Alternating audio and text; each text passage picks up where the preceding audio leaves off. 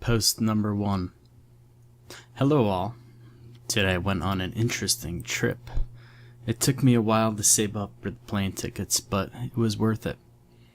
Now, before I get into too much detail, I should introduce myself. Well, not really.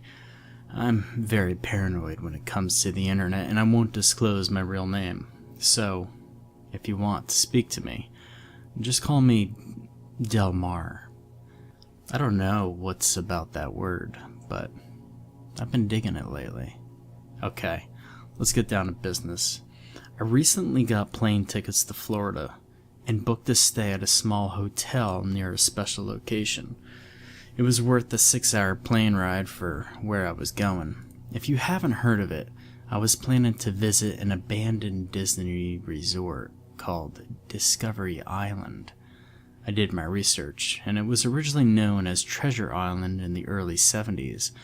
The mystery behind the island is very intriguing to me because it was shut down suddenly in 1999. There was a lot of controversy behind the island, and it is commonly accepted that it was the reason behind the island's abandonment. I don't necessarily accept that as easy as others might. Don't get me wrong, I do believe it, but solely because of the fact that there isn't enough information on the subject to prove it. This theory doesn't quite settle right with me. There isn't any public transportation to the island, so I had to call up a buddy to drop me off at the island. It has been about a day since my arrival to Florida, and I've got all my gear ready. I brought a notebook for quick notes, a laptop for typing down documents, a vintage map of the island, which I discovered on the internet, a GPS, and a geocache. If I was going to an abandoned Disney park, I was going to hide a geocache there. I was going to bring a camera, but I had spent all my money on the plane tickets and the hotel reservation. I hopped into his boat and we were off. The warm Florida air swerved past my temple and into the roots of my hair, relaxing me. This all went away as soon as the island entered into my line of sight. I can't explain it. It was a strange mixture of happiness, excitement, and dread. I couldn't explain to you why I felt dread, but I did. I also noticed the air got thicker as we reached the island. I told myself it must be the humidity, but in hindsight, that wouldn't really make much sense. The change was too quick. It wasn't gradual enough to be natural. Ignoring it, my buddy pressed on toward the island. Strange. He didn't seem to comment on the things I've noticed. We arrived at the island. Finally, after all the research, I'll finally be able to expose to the world what really happened at this mysterious island. Well, if I find anything to expose, that is. After stepping off of this boat, I felt a sense of satisfaction. All my hard work had led up to this. I waved goodbye to my friend as he left me to my own devices. I looked around for any landmarks. After finding one, I figured out where I was on the map and headed off to where I thought the most plausible places to find information are. The first place I had in mind was the information booth. By the looks of the entrance, this definitely was a Disney park. It was very well crafted and detailed. Most of the display looked sun-damaged and a bit cracked. Some of it you could say looked sandblasted. Well, I guess the years of wear and tear from the unforgiving Florida weather took its toll. I continued until I reached what looked like the information booth. The sign was faded and the paint was chipping. It was hanging by a nail and it obscured my view of the inside. I slid it out of the way. Inside was a perfectly normal information booth as expected. There was an eggshell white desk with assorted tickets on it. It even had some pamphlets mixed in. Taking the liberty of grabbing one of the pamphlets, I ran over the nearest bench and laid it out. Also, faded and water damaged, deciphered as much of the text as I could and typed it into a Word document. I noticed something funny though. I had internet connection. This place was closed in the 90s. Why would there be free Wi-Fi here? Even if I could explain why there was Wi-Fi, why did I connect without my knowledge? I didn't have auto-connect on or anything. I checked the router name and the IP. The router name was Radio Nick. It didn't display an IP. It seemed to work fine. My internet browser was functioning properly. I shrugged it off and decided to take this opportunity to do a little more research. I didn't find anything that I already didn't know. I continued to copy down the contents of the pamphlet. Finishing, I packed up my laptop and continued my journey. It was starting to get dark, which was strange. It was only 2 according to my laptop. I called up my buddy and he came to pick me up.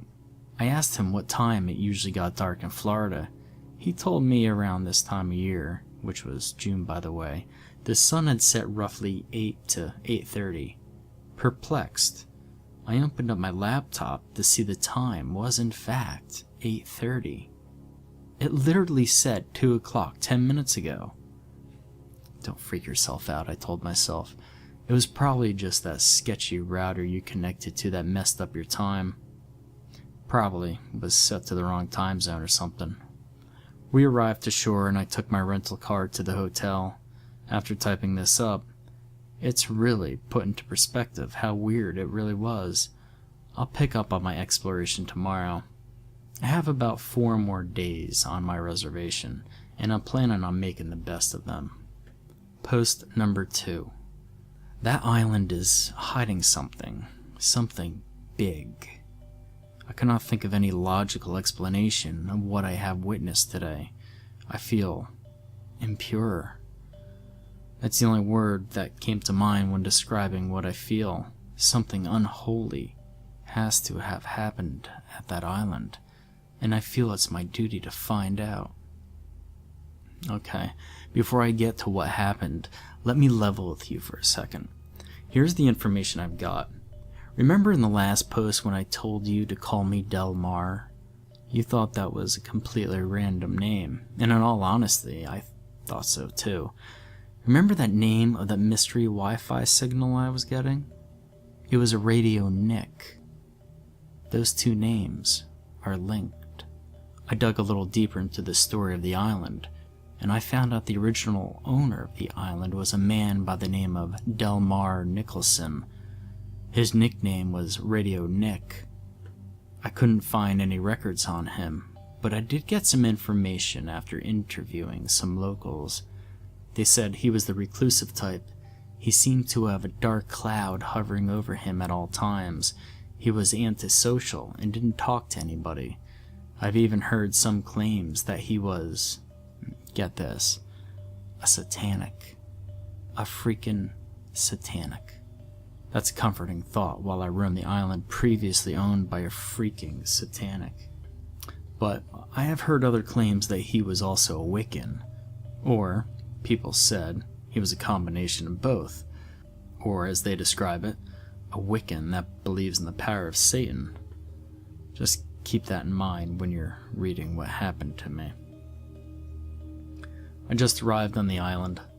You could say I was a little uneasy, kind of on edge, armed with the new information. I still got that same feeling of dread as the day before, only this time I felt sadder more than anything.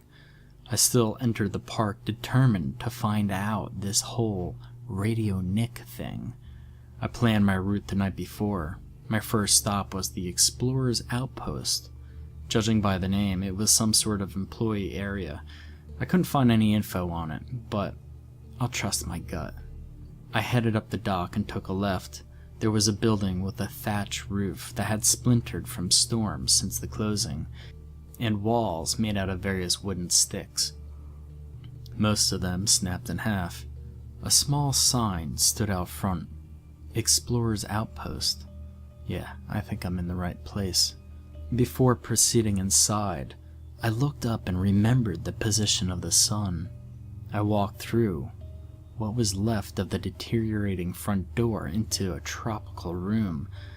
It had an information desk and some benches. All of the ropes used to form a line had fallen over, and the door leading to behind the desk was blown apart.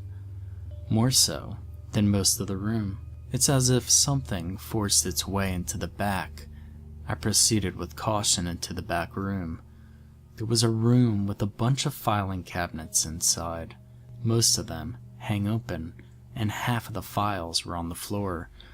The corner in particular was very dark, almost unnaturally dark, but something about it made me freeze. Something turned its head around, and its eyes reflected the light coming in the room. The eyes lunged at me, and the light revealed it was a vulture. It stopped short of my face, and instead of attacking me, it hovered while waving its wings at me, as if shooing me away. I fell back, and the vulture landed on the ground below it. It bowed its head at me. My heart was racing a mile a minute, but that gesture made me feel safe. It looked up at me and pointed its beak toward a cabinet. It tapped its beak on the face of the cabinet. It read real estate. I opened up the cabinet as the vulture watched. Only about 5 folders were present. I take them. The vulture waves its wings.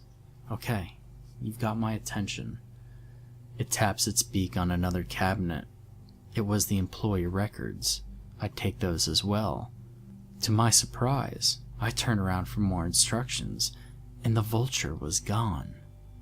I didn't hear it fly away or anything. It was just gone. I wouldn't say I fled the island, but I was briskly walking at a pace that you could compare to running in fear. I sat at the dock and waited for my buddy to come pick me up. When he arrived, I was so relieved. But as soon as I stepped onto the boat, this overwhelming feeling of fear and dread overcame me, and I felt really dizzy. I fell over into my buddy's arms, and he drove me home. He's a good friend. I took it easy from there. I feel still really uneasy and sad about, well, I don't know. I feel constricted for some reason, as if there's something looming over me, something that I couldn't control. Well, despite my mental condition, I'm still looking into what happened on the island. I should probably start looking through those papers. See you all soon. Post number 3. Guys, this is going to be a very short post, but this is the information I got.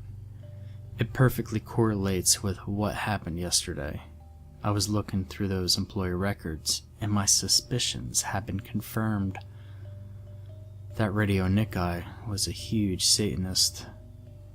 The employee summary says after the island was sold to Disney Incorporation's Radio Nick, we'll call him Nicholson, applied as an employee after the island construction was completed. They assumed it was because he couldn't bear to leave his beloved island. In the first couple of years, he acted normally. But his later years, just before the closing, other employees noticed a change in his behavior. Every day, like clockwork, he walked into the jungle by the South American Aviary section, not to be seen for a couple hours. His superiors continually told him of his behavior affected his workflow. This eventually led to his termination. Interestingly enough, the employee's summary just abruptly ends there, but handwritten after the end of the summary was some Russian text. It took me half an hour to decipher the individual symbols, and I finally translated it online to the word Lucifer's foul game. This astonished me and left me a bit confused. I analyzed what it could mean, and I've come to the conclusion this whole thing has to do with birds. The vultures were the key. I've read up on some cultures that vultures are considered to be a symbol of good. It makes me think that these vultures are trying to protect me from something, as well as exposing the truth. I also have read that there was a controversy connected to the vultures that took place when the park was still active. Disney employees were killing vultures because they said they were endangering the aviary life on the island. I think the vultures were trying to get rid of the birds because they were connected to something evil. Or someone. Someone by the name of Radio Nick. That's all I've got in terms of theories. So if any of you have any critique to my theory or any information that could help, please don't hesitate to contact me. I should also note that I used all of my food money to buy a digital camera. Nothing fancy. It's actually quite cheap. I'll be sending pictures if I can. I'll be leaving for the island soon. Wish me luck. Post number 4. Hey guys, this is a quote-unquote Delmar's friend. I'm the one who's been boating him back and forth from the island. I have some weird news for you guys. Delmar is currently incapacitated and incapable of getting a post out. He's out cold on his hotel bed right now, and he's been having night terrors. I'm worried about what he's been doing out on the island. All I really know is that he's been getting tenser every time I give him a ride, and the most recent ride I gave him, he tried to pass off one of those dollar store disposable digital cameras as something to use on a vacation. I let him borrow my camera and he graciously accepted. After leaving, I was only in my house for about 15 minutes before receiving a text from him. The text said, come.now. And it's a bunch of scrambled letters. I ignored the gibberish at the end and raced to my car. When I arrived at the island, I found him face down, out like a light on the ground. After failing to wake him up, I just carried him on the boat and brought him to the hospital. Now, the doctor said he was okay. At first, they thought he was knocked out with a concussion, but that they examined him and found nothing wrong. They just prescribed rest, so I did just that. I know this blog is important to him, so I thought it would be right if I posted something while he was unavailable. Just wanted to update for you who follow this blog. He'll be awake by tomorrow. Post number 5. I'm done. I'm never setting foot on that island again. I just got home from Florida. I waited a while before typing this post for the sake of my sanity. Let me explain what happened. I just woke up. I don't remember anything. My buddy was there and he explained what he saw happened. We talked for a while before he left because he had errands to run. I got comfy in my bed and turned on the TV. The TV illuminated the room, and I noticed the camera that my buddy let me borrow. Crap, he forgot it.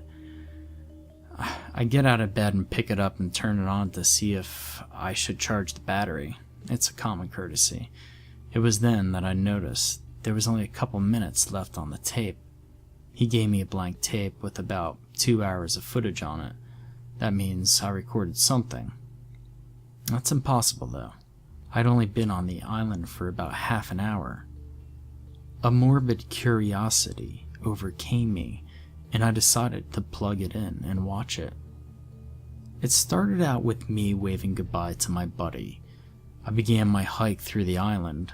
The video cut out to me at the Avery's section of the island. Keep in mind, I don't remember any of this. I was looking around for anything that might answer some questions.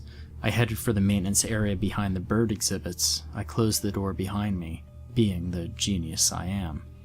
It was somewhat dark in there. Light enough so you could see, but dark enough to make you feel uncomfortable.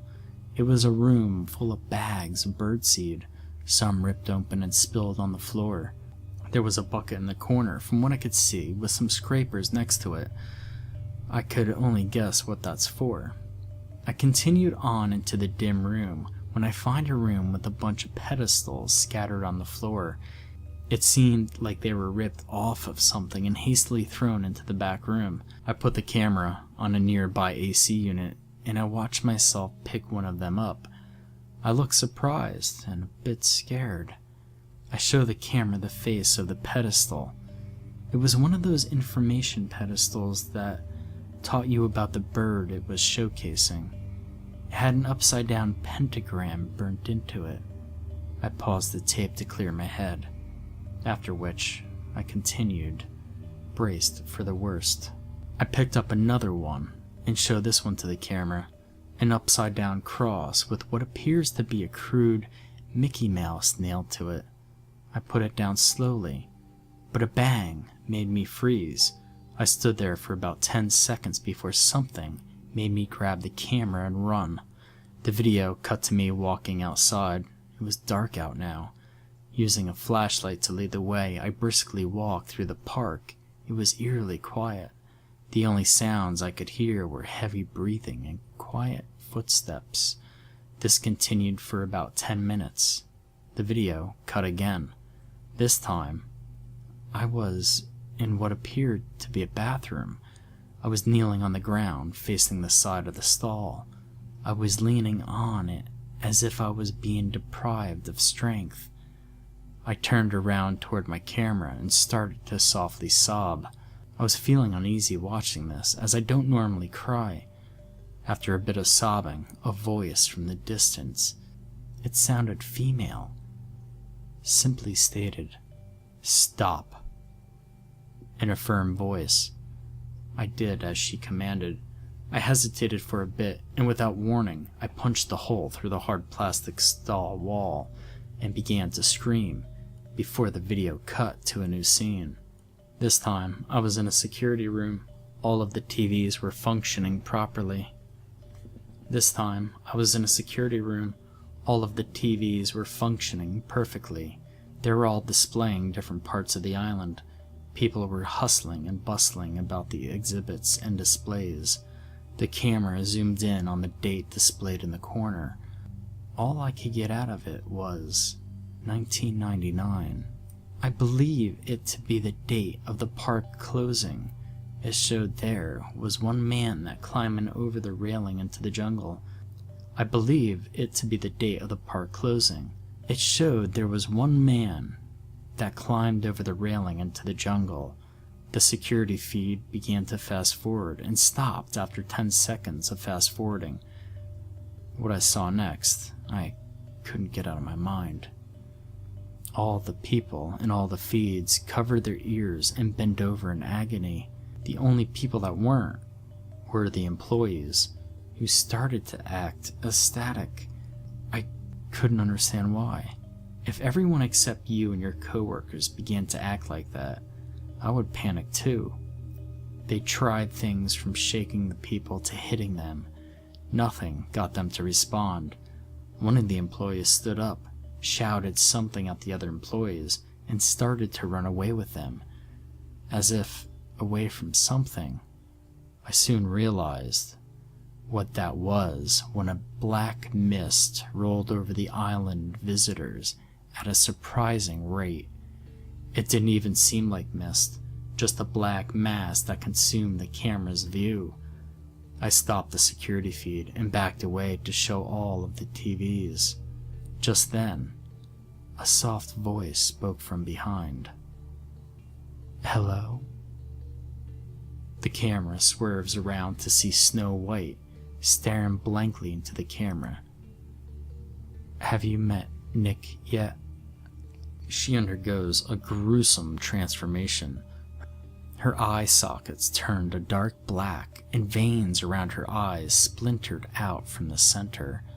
Her eyes turned white, and she violently cocked her head to the side with a loud crunch. Her jaw dropped and almost touched her shoulder as she let out what sounded like a scream. It was so loud, it distorted the audio. She put her arms straight out in front of her and lunged for the camera before it cut again. I was wandering through what appeared to be a plaza sort of place. I, every once in a while, peered into one of the displays or snack bars. Every time I would find another pentagram burnt into the ground on the inside. My silence worried me.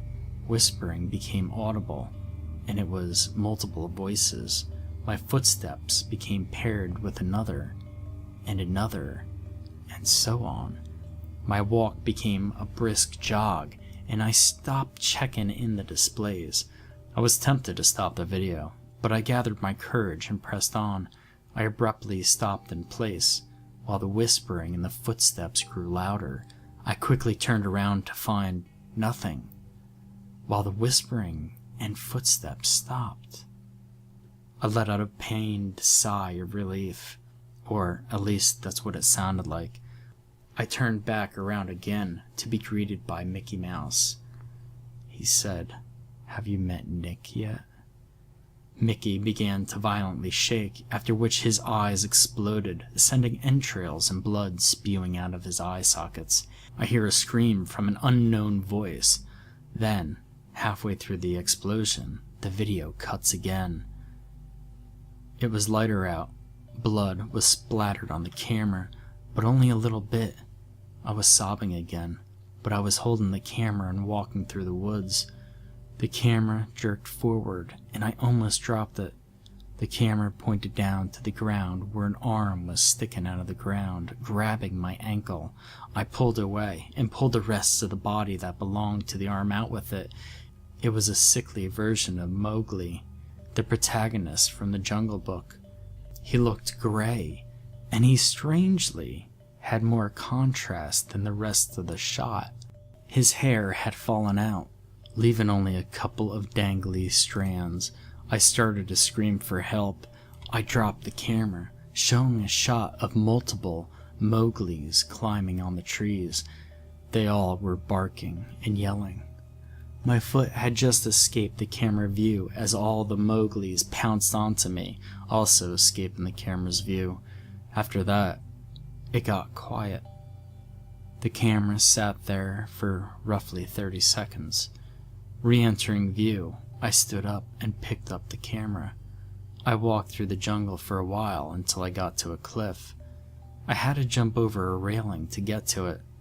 I placed the camera down and walked toward the edge of the cliff, leaned over the edge, and fell. I'm done. I'm done asking questions. I'm done being curious. I'm done looking for answers. I'm done.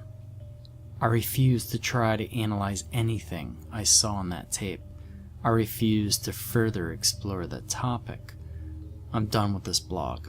This will be my last post. I know this may be an anticlimactic ending, but I honestly couldn't care. Feel free to speculate and discuss any theories on this. Just know that I will not be answering any questions. No, I will not provide the video. I'm not wasting my time digitalizing it. The only thing that I will provide is the only picture I found on my digital camera that I brought. Goodbye all. I'm done.